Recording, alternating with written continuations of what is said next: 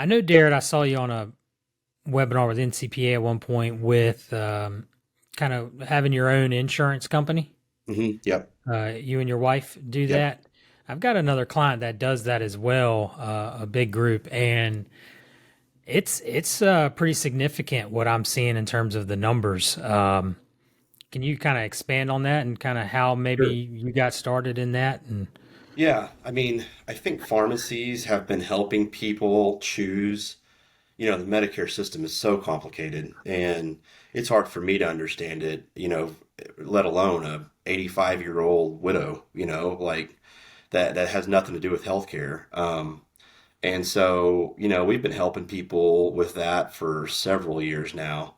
And we just said, why not become really the reason that we went down opening our own health insurance agency was because we didn't really feel qualified on the supplement side. So we had a really good idea about how to help people with their Medicare Part D plans, but we were getting so many questions about, other parts of Medicare as well.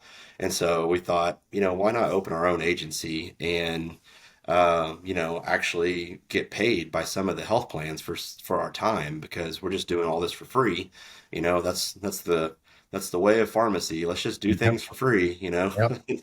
Um, so, we decided let's open this, let's do it the right way, let's get all of this knowledge to be able to help people holistically with not just their Part D plan, but all their Medicare.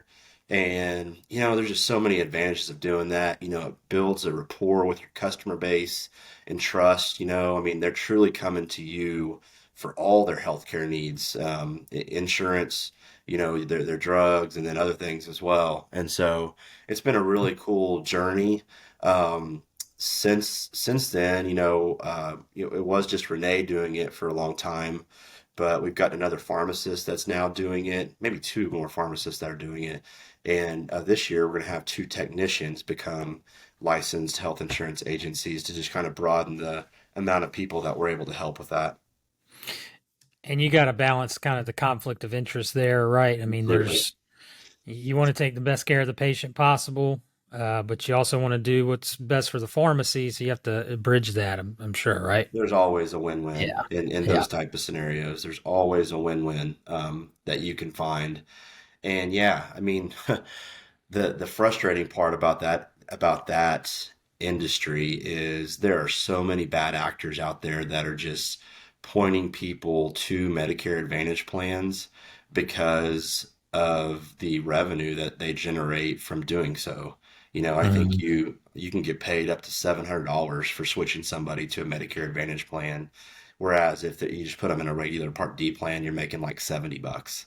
Yep. And so it can be 10 times the amount. And if that's your only revenue source, and I mean, again, PBMs do a really good job of manipulating those people as well to make them think that Medicare Advantage is a great thing. Look at all of these different things that they get because of it.